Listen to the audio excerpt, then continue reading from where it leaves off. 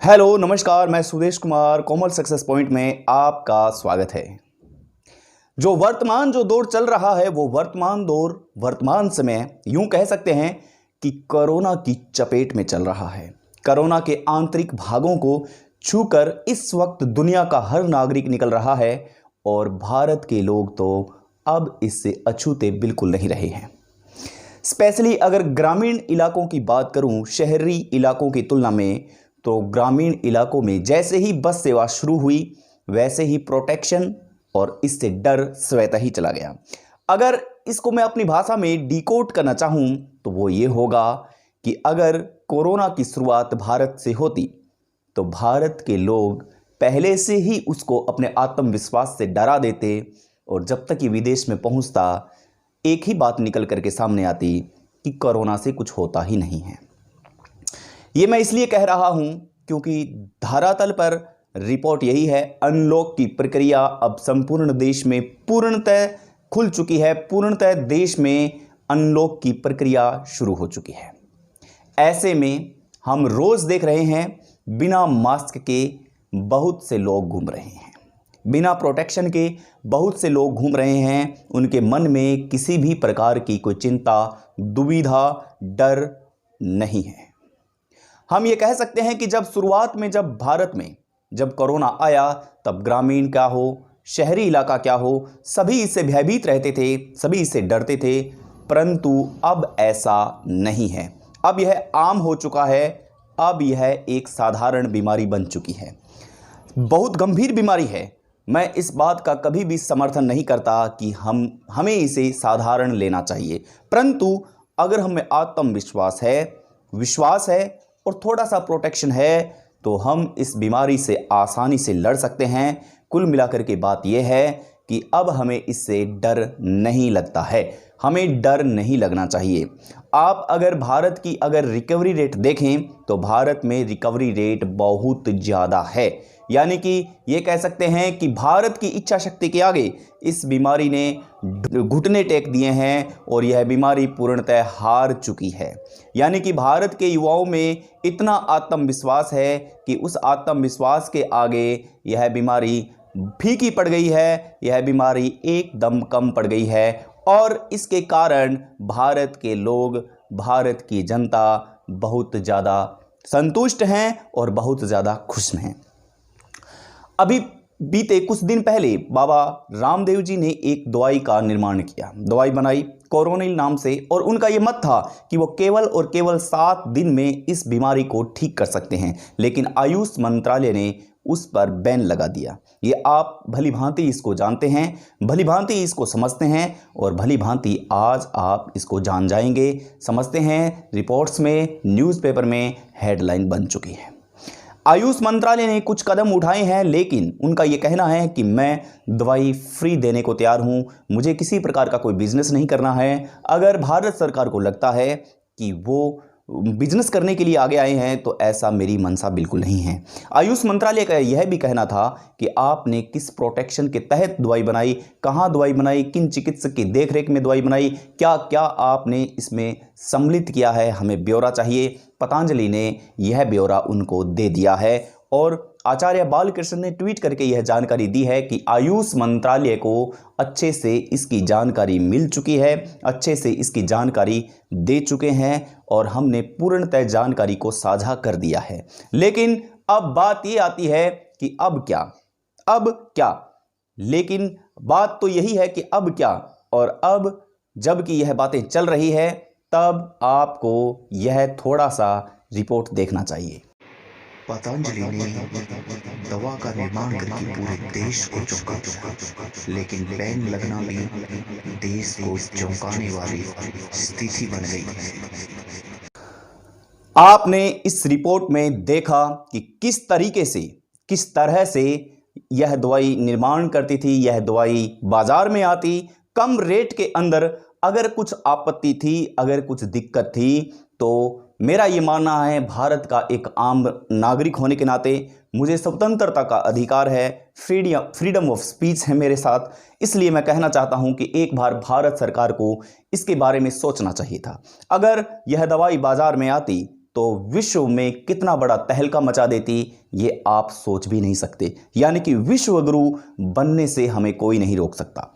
एक तरफ तो हम उनका योगा का समर्थन करते हैं, श्री रामदेव जी का या पतंजलि का हम योग का समर्थन करते हैं और जून के अंदर इसको बड़े धूमधाम से मनाते हैं और प्रेजेंट करते हैं पूरी दुनिया के सामने, क्योंकि योग भारत की देन है। लेकिन अगर कोरोना अगर भारत की देन से सही होता तो ये क्या होता? मेरे विचारों से इसको आपको अंडरलाइन करना चाहिए कि यह एक बार बाजार में आने का इसको मौका मिलना चाहिए था, इसको अपने आप को मौका देना चाहिए था, लेकिन ऐसा नहीं हुआ। क्यों नहीं हुआ? यह सब संशयात्मक प्रश्न है जिनके प्रश्नों के उत्तर मिल पाना अभी संभव नहीं है, लेकिन वो एक लंबी लड़ाई लड़ रहे हैं और उनका सपना है कि हर भारतीय बल्कि हर विश्व का हर नागरिक सही हो, उत्तम हो और उनका स्वास्थ्य उत्तम हो। बहरहाल हम यही उम्मीद करते हैं कि आयुष मंत्रालय इस पर विचार करेगा और आयुष मंत्रालय इस पर विवरण से काम लेगा और मुझे लगता है कि पतंजलि यह काम करने में सिद्ध होगी। हमें पूरा यकीन है पतंजलि पर कि जो भी उन्होंने काम किया है अच्छा ही किया होगा। अब मेरे हाथ में कुछ आप देख रहे हैं, मेरे हाथ में वो प्रोडक्ट हैं, वो जानकारी है जो शायद आपको पता भी नहीं होगी और शायद आपको पता भी होगी, लेकिन बड़ी विडंबना की बात है कि इस शायद शब्द के बीच में हम कहीं ना कहीं डूबते जा रहे हैं और कहीं ना कहीं बाहर निकलते जा रहे हैं। हर हिंदुस्तानी के अंदर एक गुस्सा है। मैं आपको बताना चाहता हूं, मैगी हर घर के अंदर यूज होती है। मैगी हर भारत का 5वां आदमी खाता है, यानी मैगी हर बच्चे की पसंदीदा डिश है। यह स्विट्जरलैंड की कंपनी है और वहां से यह बनती है और भारत में किस कदर इसको प्रेम, प्यार और मोहब्बत दी जाती है यह आप मुझसे ज़्यादा भली भांति समझते हैं। बाटा एक शूज कंपनी है जिसको हम यह समझते हैं कि यह भारतीय है, लेकिन यह विदेशी है। विदेशों में इसका बहुत बड़ा व्यापार है और विदेशों के अंदर इसका बहुत बड़ा, यूं कह सकते हैं कि उत्पादन की क्षमता वाला एक ब्रांड एम्बेसडर है। हिंदुस्तान यूनिलीवर्स, यानी कि इसका आपने कहां नाम नहीं सुना। हम ये जानते हैं कि हिंदुस्तान यूनिलीवर्स भारतीय कंपनी है, इंडियन कंपनी है। आपको यह जानकर आश्चर्य होगा कि इंग्लैंड के अंदर यह इसकी कंपनी है और इसकी जो सहयोगी है भारत के अंदर अन्नपूर्णा नमक, ब्रुक ब्रांड माफ कीजिएगा, किसान केचप, पेप्सोडेंट क्लोजअप जैसी कंपनियां इसकी सहायक है और हिंदुस्तान यूनिलीवर्स के अंदर मिलकर के यह काम करती है, यानी कि इसके प्रोडक्ट पर काम करती है। अब बात करते हैं टाइड। यह एक अमेरिकी कंपनी है। इसका जो कंपनी का नाम है वो है proctor and Gamble company. America की यह कंपनी है टाइड, और टाइड भारत के हर 10वें घर में यूज की जाती है। यूं कह सकते हैं कि भारत के अंदर टाइड का बहुत बड़ा बिजनेस है। अब आप क्या मानते हैं? अब आप ये विदेशी जो कंपनियां हैं ये भारत में आकर इन्होंने किस कदर से अपना ब्रांड बनाया है और किस तरीके से इन्होंने अपने बिजनेस को फैलाया है, ये आप खुद सोच सकते हैं। सोचने की तो बात ये भी है कि हम जब सोच रहे हैं कि इतना बड़ा कारोबार भारत में अगर कोई कर सकता है तो वो कितना बड़ा कारोबार है, कितनी बड़ी बात है, कितनी बड़ी ये विडंबना की बात है कि ये सब कंपनियां विदेशी है लेकिन इसका उपयोग हम करते हैं। लाइफ बॉय वो साबुन है जो हिंदुस्तान लीवर की ही कंपनी है, परंतु यह भी विदेशी कंपनी है। अब आप सोच के यह सोच रहे होंगे कि यह क्या है। अब आपकी स्क्रीन पे कुछ नाम चल रहे हैं, जो नाम आपको नजर आ रहे हैं ये नाम विदेशी कंपनियों के हैं। विदेशी कंपनियां भारत में किस तरीके से बिजनेस कर रही है, आप एक नजर इसको देखें। यह भी आपने जो कंपनियां देखी ये सब विदेशी थी, लेकिन भारत में इनका कारोबार अच्छा है। हमने यह आंकड़े गूगल के माध्यम से उठाए हैं, कुछ रिपोर्ट्स हैं जो हमें कुछ सूत्रों के हवाले से मिली है। हम इस बात की पूर्णतः पुष्टि नहीं करते हैं।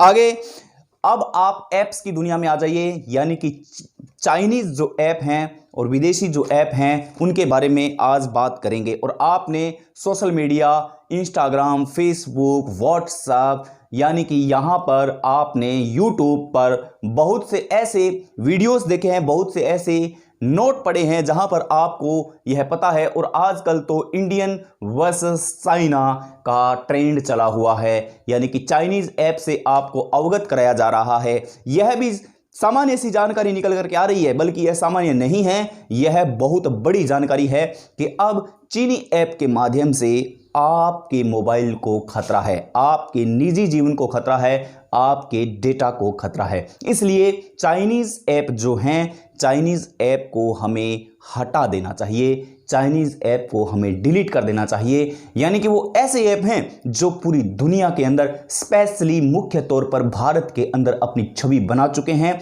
और भारत के अंदर वो जबरदस्त बिजनेस कर चुके हैं। और हर भारतीय, यानी कि हर दूसरा भारतीय चीनी ऐप का उपयोग करता है और अपनी कलाकृति को बिखेरने का उपयोग भी करता है। उनमें से एक मैं भी हूं, लेकिन जैसे ही पता लगा हमने उस चीज़ का बायकॉट किया है। आप भी इसमें शामिल हो सकते हैं, ये आपके विचारों पर निर्भर करता है।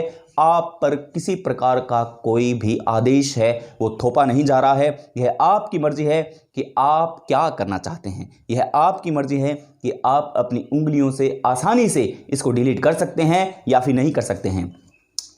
आपके पास फेसबुक पर एक वीडियो आया होगा जो कि जहां पर अभी चीन और भारत का विवाद चल रहा है, उसमें एक सैनिक ने अपनी विडंबना बताई है कि हम ऐसे ऐसे रास्तों से जाते हैं जहां पर पैदल चलना मुश्किल होता है, वहां पर हमें ट्रकों के साथ जाना पड़ता है, राशन के साथ जाना पड़ता है, इतनी दुविधा में, इतने माइनस टेम्परेचर के अंदर हमें काम करना पड़ता है। तो क्या आप भारतीय होने के नाते आप घर बैठे अपनी उंगलियों का इस्तेमाल करके चीनी ऐप का बहिष्कार कर सकते हैं? ये एक सैनिक की गुजारिश बता रहा हूं, मैं आपको एक सैनिक की विडंबना बता रहा हूं और उनकी एक अपील बता रहा हूं जो सोशल मीडिया पर आजकल बहुत ज़्यादा ट्रेंड कर रही है। अब आप इस बात से समझ गए हैं कि एक सैनिक के दिल में क्या है, एक सैनिक क्या चाहता है, एक सैनिक के रगों में भारत के लिए, मातृभूमि के लिए कितना प्रेम उमड़ रहा है, यह आप जान रहे हैं। एक तरफ तो वो हमारी रक्षा कर रहे हैं, एक तरफ सैनिक हमारी रक्षा कर रहे हैं, हमें बचा रहे हैं हर खतरे से, और उसी की बदौलत हम घरों में आराम से बैठे हैं। आज मैं आपसे संवाद कर रहा हूं, यह भी मैं उन्हीं की बदौलत कर रहा हूं। और एक तरफ वो अपने को चीनी ऐप को डिलीट करके हमें यह बहुत बड़ा तोहफा देना चाहते हैं कि वो आप हैकर्स के चुंगल से, पंजों से बचाने की भी कोशिश कर रहे हैं। यानी कि अगर मैं कहना चाहूं तो बैक फुट और फ्रंट फुट दोनों जगह पर सैनिक इस वक्त काम कर रहे हैं। जो हमें काम करना चाहिए वो सैनिक काम कर रहे हैं, सैनिक निकल करके बाहर आ रहे हैं, सैनिक अपने विचारों को हमारे साथ साझा कर रहे हैं और हमें यह कह रहे हैं कि आप चीनी ऐप का बहिष्कार कर सकते हैं। हाय फ्रेंड्स, हम लोग जा रहे हैं चाइना बॉर्डर, पालीन, कोलोरियांग, और रोड जो है वो नहीं है, फिर भी इन रोडों के सहारे हमें वहाँ तक पहुँचना है, क्योंकि एक जगह पर आने के बाद में रोड ख़त्म हो जाती है, उसके बाद में ऐसे ही पहाड़ों के बीच में से हमें जाना होता है। और ये हमारा ट्रक है जिससे हम लोग जा रहे हैं। तो बढ़िया है, आप उधर मस्त रहिए, हम लोग इधर देश के लिए कुछ ना कुछ कर रहे हैं। आप लोग भी उधर थोड़ा सा चाइना के ऐप को डिलीट करो यार, बायकॉट करो उनका, और उनके प्रोडक्ट्स को भी बायकॉट करो यार। मतलब कि हम लोग इधर देशभक्ति जगाओ अपने दिल में, हम लोग भी देशभक्त की तरह यहाँ पे हैं। इतनी टफेस्ट प्लेस पे हम लोग ड्यूटीज़ कर रहे हैं। आप घर में रह के उंगलियों से तो उसको बायकॉट कर सकते हो ना, करो यार, अच्छा लगेगा हमको भी, हमारी भी हेल्प होगी। बाय। अब मैं आपको कुछ ऐसे ऐप के बारे में बताना चाहता हूं जो आपके पास हर एक तीसरा व्यक्ति इसको यूज लेता है और इसका उपयोग में लेता है। आप चाहें तो उसको समझा सकते हैं, क्योंकि उसके निजी जीवन की सारी जानकारियां ट्रांसफ़र हो सकती है। अब अगर वो फिर भी नहीं समझता और उसको कोई फ़र्क नहीं पड़ता है, तो मैं आपसे यही कहना चाहता हूं, आप किसी के साथ बहस न करें। पबजी गेम आज भारत के हर युवा के दिमाग में बैठ चुका है। पबजी गेम से आपने कई न्यूज़पेपर में देखा होगा कि हत्याएं जैसा प्रयत्न भी किया जाता है और वो हत्याएं कर दी जाती हैं। PUBG game UC browser, VMate, TikTok, Likee, Helo, SHAREit, CamScanner, BeautyPlus, U video.